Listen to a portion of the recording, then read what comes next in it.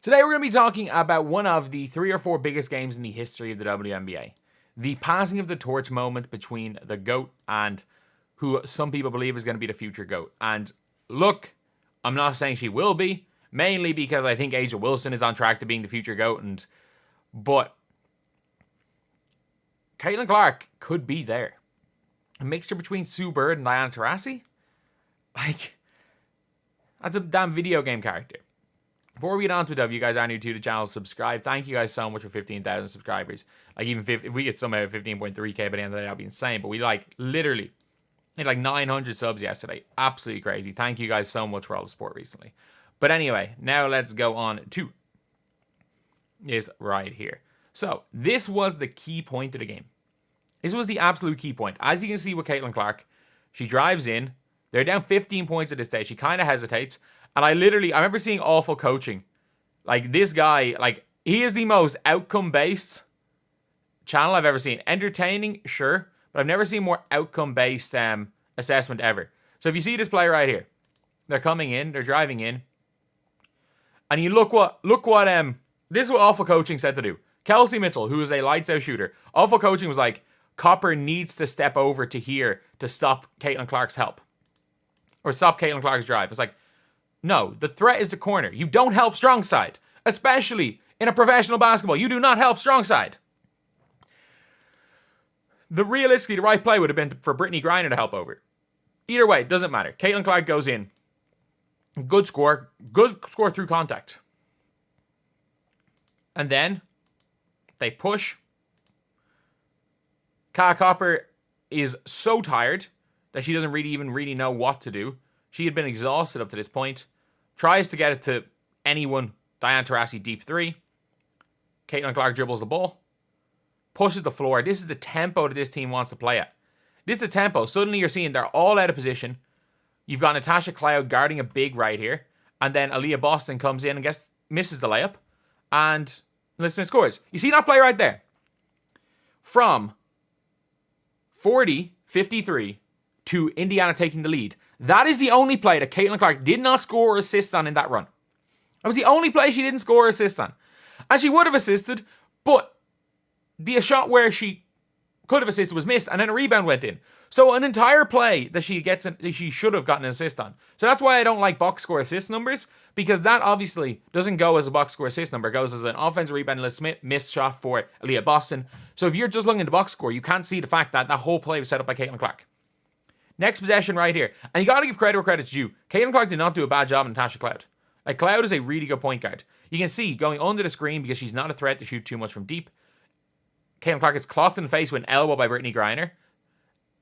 Comes down, hits Kelsey Mitchell, bang. When the Fever are getting stops, they are so good. They are so good when they're getting stops. I'm telling you, they are so good. So, let's check what happens here. So, the next possession is, obviously, they hit that pass right there.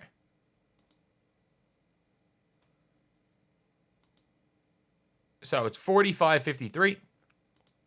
So, it is now a 8-point game. Taurasi goes for 3, miss.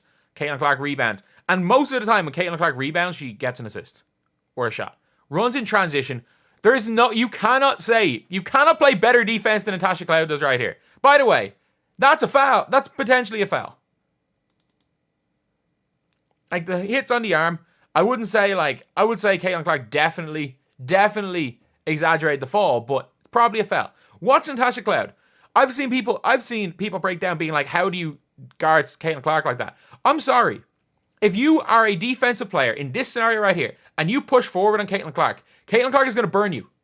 She's going to burn you. And she has just had assist in the last 3 possessions. So you're more scared of her passing than her scoring. She's going to burn you. Aaliyah Boston finally sets the damn screen in transition. Is there contact made? No. But what the screen forced her to do is, it means that basically she can't press up because she would have been burnt, leading to a 5-on-4 situation. She has to get under that screen. And you have to go over screens at half court for her. Like, who the hell is able to do that in the WNBA? Who's able to do that in the NBA? I'm not even sure Steph Curry can do that. And then they go and get... This is what I will say. This is the best play of the game, in my opinion. This is where I'm like, okay, Caitlin Clark and the Indiana Fever, if they play this style, are going to be so legit. This is the most important play of the entire game. So, they're down by 5 points. Watch what happens here. Score. Not good defense. Cool. Watch Aaliyah Boston. As quickly as she can, rebound the ball to Caitlin Clark. You're seeing, they're jogging back. They're jogging back just like it's a normal defense. Breanna Stewart is there on the wing. Caitlin Clark's pushing the floor. And suddenly, you're in a situation now where you're in a 3-on-4 situation, but you have an advantage. You're playing at a pace. You have an advantage. These two players are like caught in no man's land. Yeah, they're guarding Caitlin Clark, but they're both on their heels. Breanna Stewart doesn't have a clue what's happened. She's just turned around and is confused at what's happened.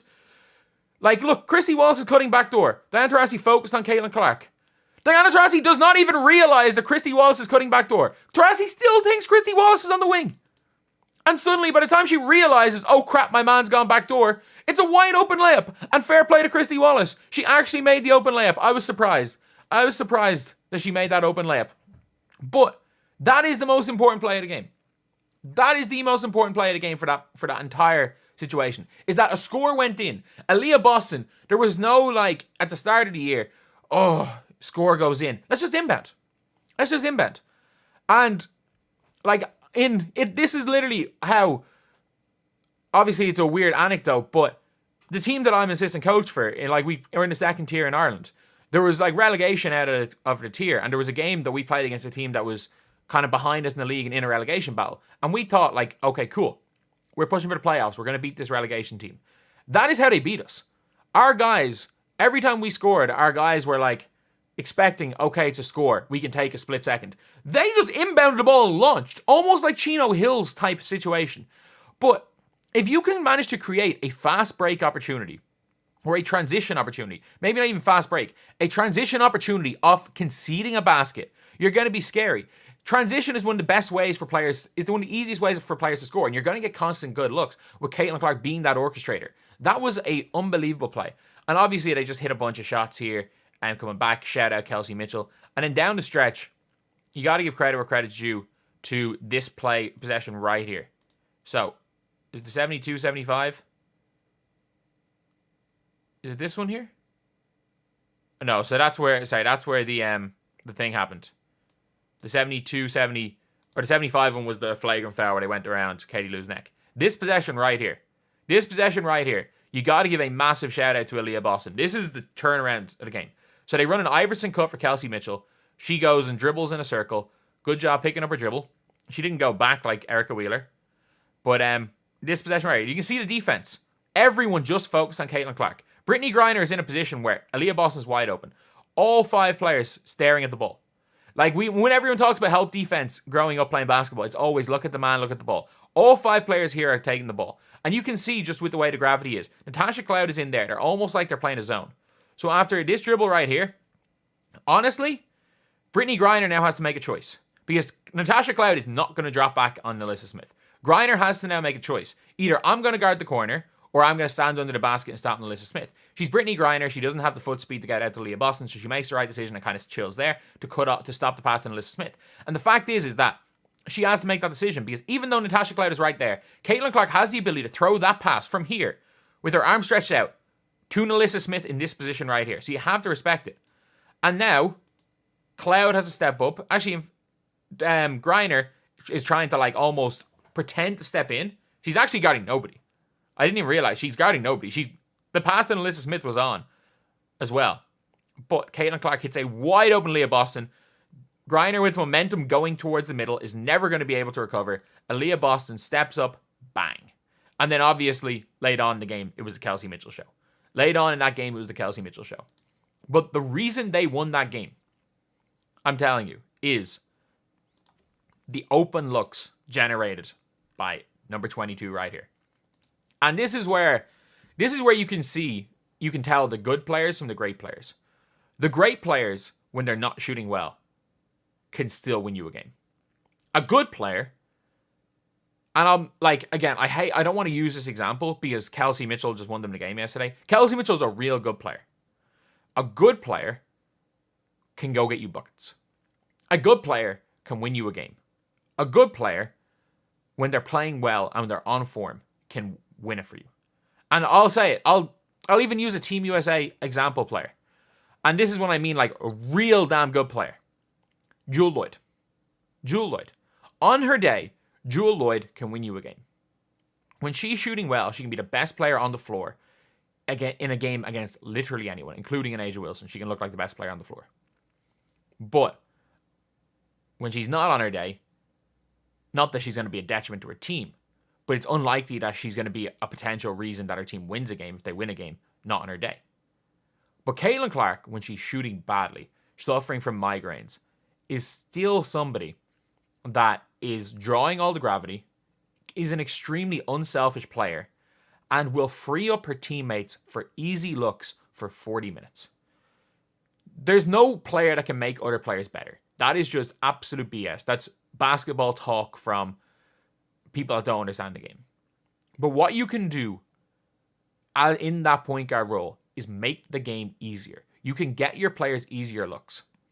And the Fever players are realizing. You can even see Kelsey Mitchell. Look, I know she struggled to catch the ball against the Sky, but she was running. She was getting herself into position. She just struggles to catch the ball when she jumps.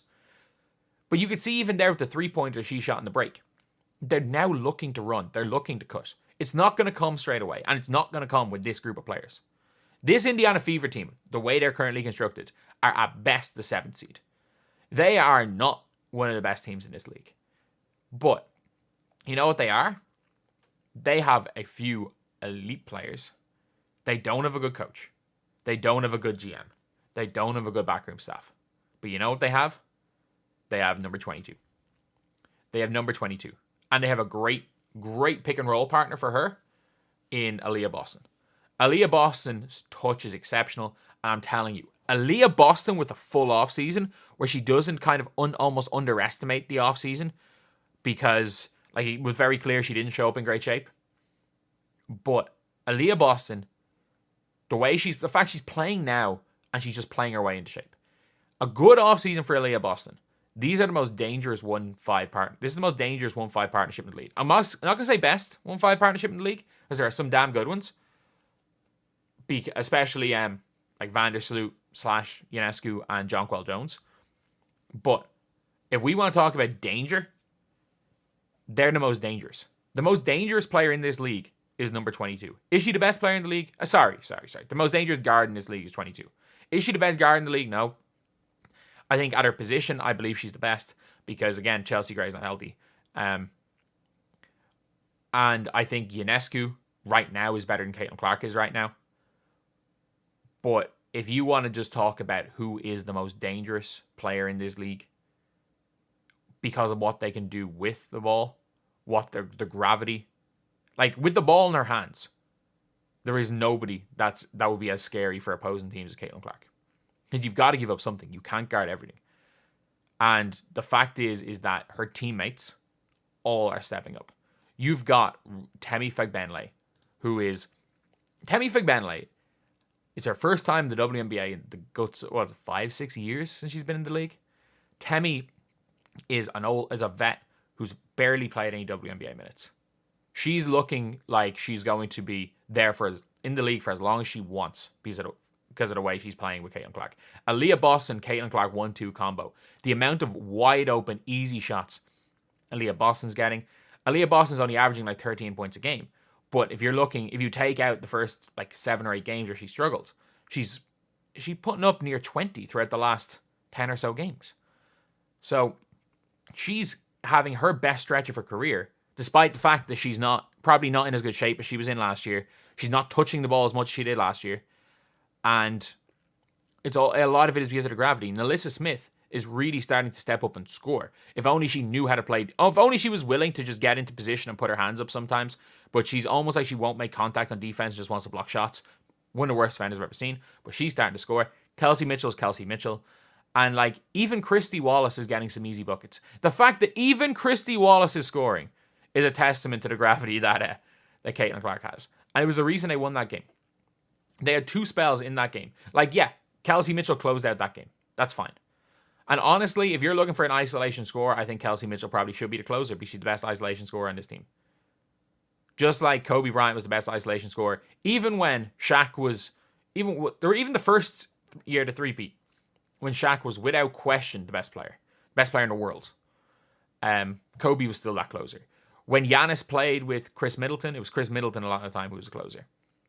A lot of the time, whoever the best ISO scorer is going to be the quote-unquote closer for a team. And that's what Kelsey Mitchell closed that game exceptionally well.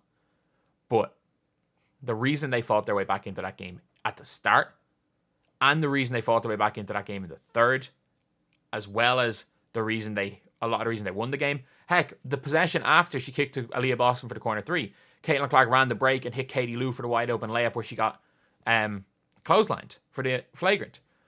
So they suddenly go from being, what was it? They scored in that last possession. So they won. They went from down 6 to up 2, I think. It was up 1. I was like, it was tied. Sorry, it was a tie. From down 6 to a tie. All 6 points created by Caitlin Clark. So this is a team that if they play, they can play to anybody. They can play to anybody. Like, it doesn't matter which of Nalissa Smith, Aaliyah Boston, Caitlin Clark, or Kelsey Mitchell, or even Tammy McBenley, are their go-to, get the ball, them in a position. But they got to play through Caitlin. They got to let Caitlin be the quarterback. They got to let Caitlin orchestrate this offense. And it was so clear yesterday that this team playing like that, because the Mercury are good. The Mercury are really good. This team playing like that can beat anybody on their day.